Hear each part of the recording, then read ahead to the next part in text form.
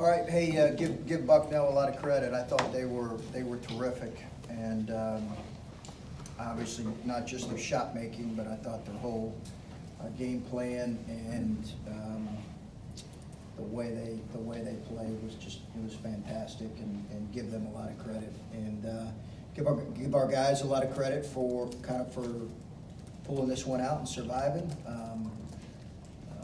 You know, we've got long ways to go. We got a lot to learn. You know, I have to do a better job of getting our guys closing out games. It's a little bit tricky when you're up with a 10-point lead, and, you know, the other team's kind of throwing in shots. But I have to do a better job of getting our guys finishing games better.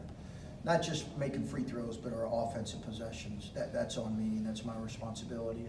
I don't think I did a very good job of that up to this point. But give our guys a lot of credit for finishing this game out with the stop. Keyshawn said that in the second half, Key was getting more ball pressure, and that enabled you to disrupt some of their threes. How much did you stress on that, and where was that lacking in the first half? It was lacking for the full 20 minutes. And it was a major point of emphasis in the second half, or in the halftime. I just didn't think our effort was good enough, and our activity was good enough. And I think, and we said to them going in, hey, listen, if they don't feel us, it's going to be a long night. They got 5 guys in their starting lineup. They're going to shoot threes, and if they get on a roll and start making threes, it's going to be a long night for us. And I think they had 5 guys make threes in the starting lineup. With 2 of them, really their best shooter only made 1.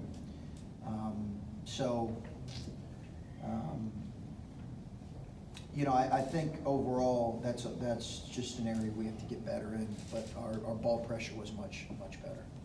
When they were making that late run and pushing you guys, what were you seeing in timeouts and huddles? I mean, you guys were like splitting free throws or turning the ball over for a while there.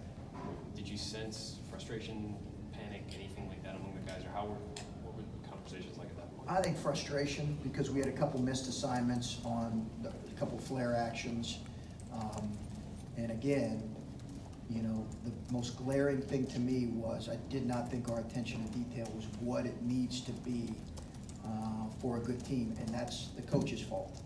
That's the coach's fault. So we got to get better in that area. Chris, how does Andre look? I think he's fine. You know, he took a really hard fall, and he hit the floor. Andre's a really tough kid. He is a tough kid.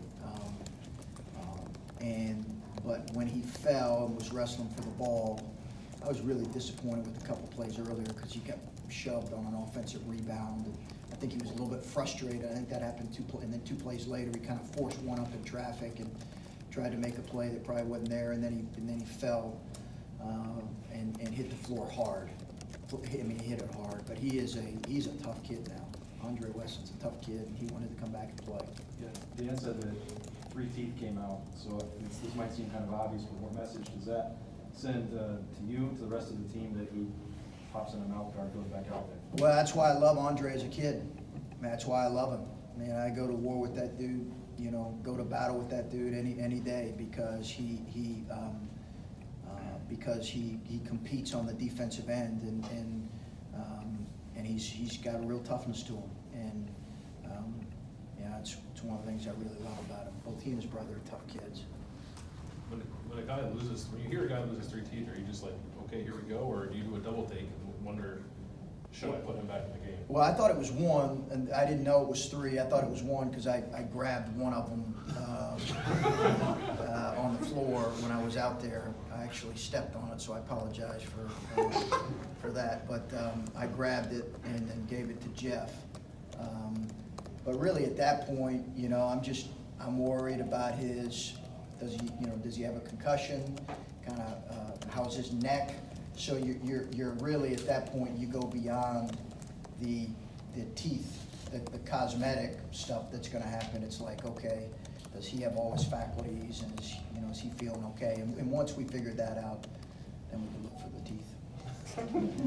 You probably touched on some of this already, but 3 games in a row now, you guys have given up a decent sized run. Minnesota not as much, but still a run at the end of the first half, and either lost the lead like you did tonight or saw it close up. Are you seeing anything consistent across these games, other than you're playing good teams, you're coached well, but you're giving up some leads here going Yeah, into halftime. not really, because I think, I don't remember specifically the Minnesota one. Minnesota was 9-3. Okay. Illinois was 16-4. Tonight was 15-2. To end of the half, first Yeah, half? first half, yeah. Yeah, maybe I gotta look at my substitution patterns. Maybe we relax a little bit.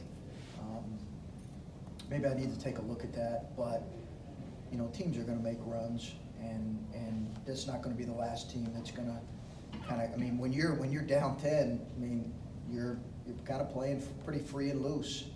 And I think for us, the lesson for us in this is we gotta play more aggressive in the last 3 minutes with the lead. You just gotta be a little more aggressive. Because I was just gonna follow up with that, because I asked Caleb that, and he said he feels like when you're up like that, the mindset or the inclination might be to just get it to the half, just get it to the end of the game, and not still play as if you're in a close game or losing and go and get your shot.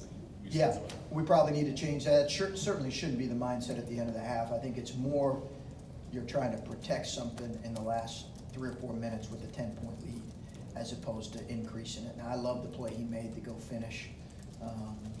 But, you know, when you're making one at one end and they're making 3, the 3s, you know, coaches will tell you, I studied this a couple years ago, kind of the anatomy of an upset and the anatomy of losing a lead.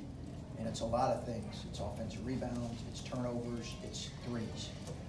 And if you can eliminate 2 of those 3 things, you're probably going to be okay. But we just had too many empty possessions. And again, that's my fault. We just have to teach that better and practice it better. And we do have a new group. You know, I got on Luther a couple times out there because I thought he was too passive. That's the first time being in that situation, or one of the first few times. What was your plan going into Bucknell's final possession, and what was your take on the final possession? Well, I thought that's the one possession that we had good attention to detail. And, you know, we have a guy on our staff that studies end-of-game situations for the opposition. We review it, he and I review it before the game, both offensively and defensively. And I think they ran something similar to what we anticipated they would run, and our guys did a really good job kind of sniffing it out. I didn't know if they were going to go for a 3 or a 2 there, but the ball got bobbled, and we were able to close it out. Chris, I think you talked about it already this season, but like Bill said, they've gone on, last couple teams have gone on these runs, and it seems like each time Keyshawn's kind of been there to pick the whole team up. Can you just speak to what he's meant for this team in situations like that this year already? He's a really poised kid. He's a really poised kid, and he's one of those guys that can get his own shot. You know, we probably need a few more of those kind of guys, but we need our younger guys to get better in that area, both in terms of getting their own shot and making the right decision late. So it's why it's important to have him in the game in those situations. But he just brings a maturity and a poise, and you need that. Does that kind of play into why maybe he comes off the bench? It's just something that, you know, he's in that second group and you can just settle maybe some of the younger guys down that he's playing on the floor with? Yeah, I mean, I don't really, you know, we've talked about it. I asked him, hey, do you want to go in the starting lineup? You know, it's not a big deal. I think he just right now he's in a good rhythm coming off the bench. I'm sure he'll start some this year as well. But he kind of I think likes watching and seeing James. Was CJ cramping at the end, or was it his ankle? It was cramps. So Is that dreaded cramps from last year. I was gonna say, is that concerning? I know how much that hobbled him last year. I know he's done some things to try to get that under control. Is that? Yeah. We'll look at it, address it, and try to figure out what we can do to help him in those situations. Jeff Dietz will do a great job kind of being on top of that, but it was definitely cramps.